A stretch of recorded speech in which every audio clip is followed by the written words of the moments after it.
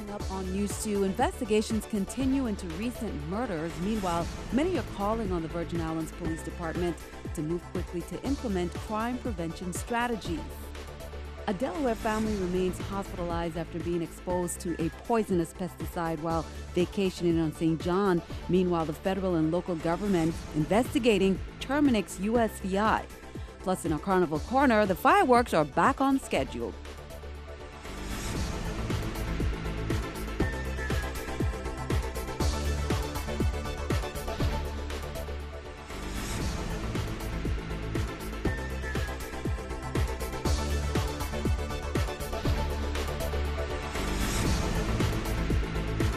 Hello, welcome. Thank you for joining us on this edition of News 2, topping our newscast.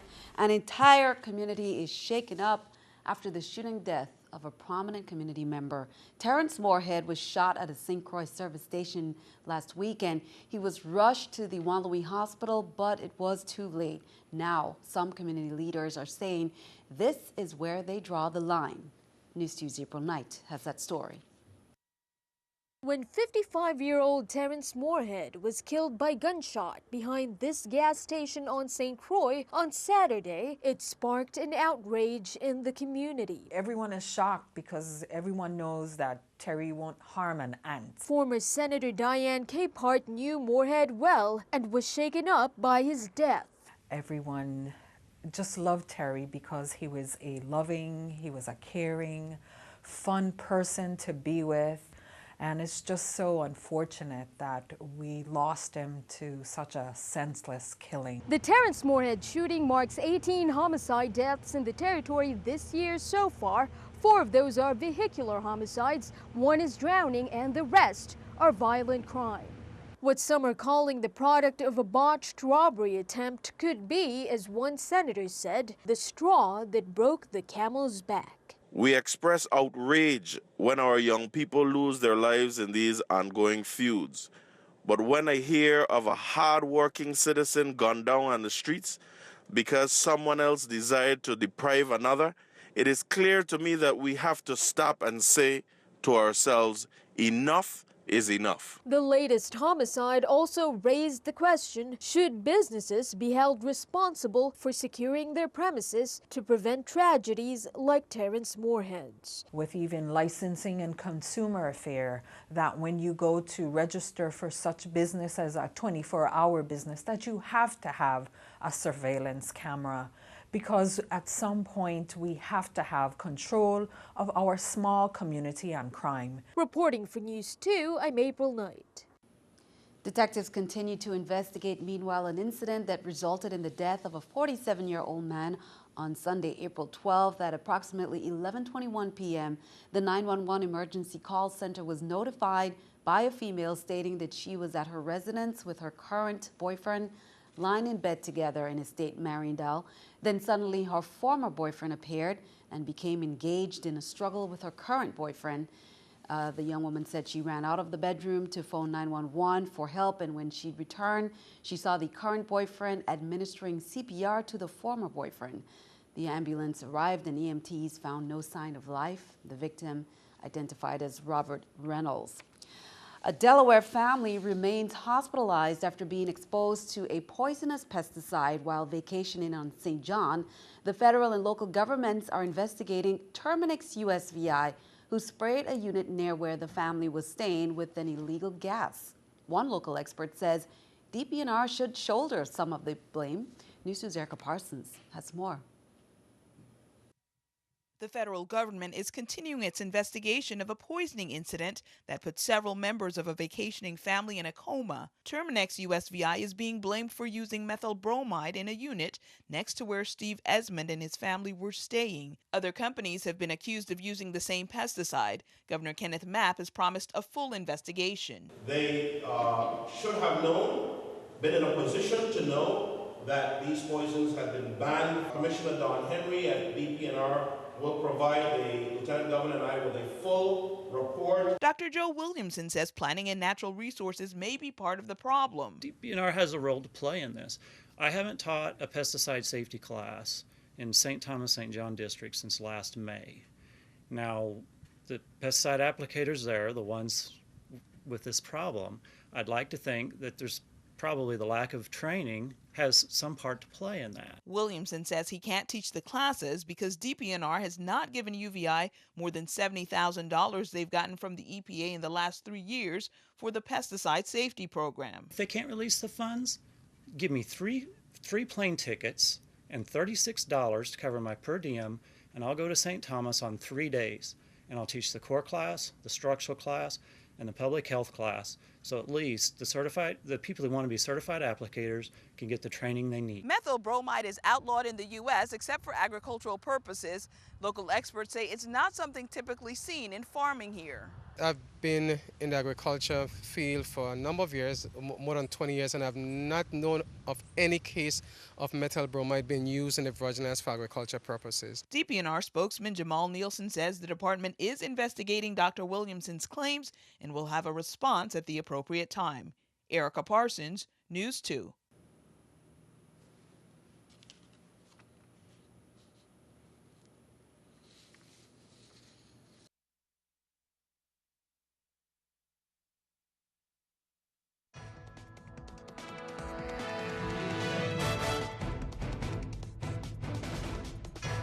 Well, that tax deadline is less than a day away, and for those who have not yet submitted their documents, the Bureau of Internal Revenue is extending its office hours. On Wednesday, they're open from 7 a.m. to 9 p.m. Here's more from BIR Director Designee Marvin Pickering. We also want them to attach the copy B of the W-2s if they're wage earners, if they have dividends or retirement income that may be reported on a 1099 DIV or 1099R, and it has withholdings on those forms, that they should attach those to the returns as well. Make sure that all the schedules that should be attached to the return, Schedule EIC, Schedule Cs, etc., that those schedules are attached to the returns. Governor Mapp nominated Ms. Laurel Hewitt Seward to the Board of Governors of the Virgin Islands Port Authority for the District of St. John. That term is 3 years, and once Ms. Seward is confirmed, she will continue to serve until the appointment and qualification of her successor. Ms. Seward is being nominated in place of Shaquan J. Hill of Cruise Base St. John. Mr. Hill had been nominated in March 2015. However, Mr. Hill withdrew his nomination due to potential conflicts of interest. Governor Mapp accepted Mr. Hill's letter of withdrawal and thanked him for his due diligence. Meanwhile, on Monday, Governor Kenneth Mapp and Lieutenant Governor Osbert Potter signed the Statement of Support for the Employers' Support of the Guard and Reserve. A portion of the statement reads as follows: "We fully recognize, honor, and enforce the Uniformed Services Employment and Re-Employment Rights Act. We will provide our managers and supervisors with the tools they need to effectively manage those employees who serve in the Guard and Reserve." Since its inception, hundreds of thousands of employers have signed statements of support, pledging their support to Guard and Reserve employees. Well, National Volunteer Week is April 12th to the 18th. The Virgin Islands National Guard is hosting appreciation award events for family readiness groups and other volunteers. The theme is Hands That Serve, Hearts That Care. About 100 volunteers will be recognized. On St. Croix, the volunteer recognition ceremony began at 6 p.m. this evening. On St. Thomas, it's Thursday, April 16 at 6:45 p.m. at the Sergeant First Class Leonard B. Francis Readiness Center.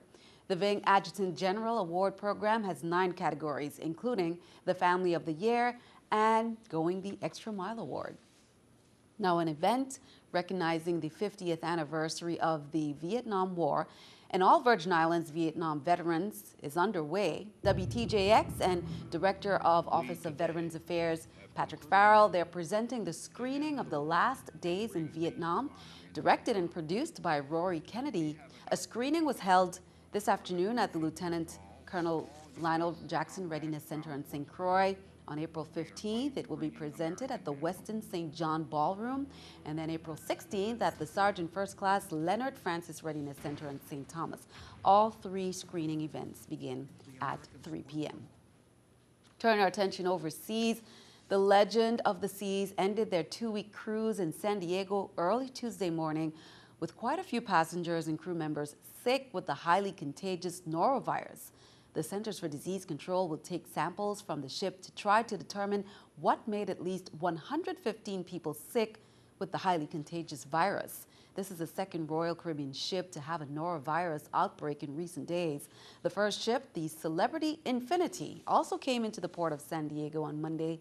There have been now 5 norovirus flare-ups on cruise ships this year. In 2014, there were 9. Keeping our eye on the economy, here's the New York Stock Exchange with our stock market watch.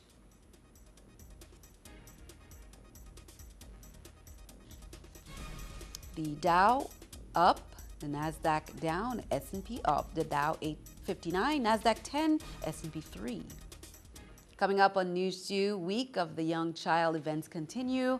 Also our Carnival Corner and a look at what's coming up on the explosive Carnival schedule. We'll be right back.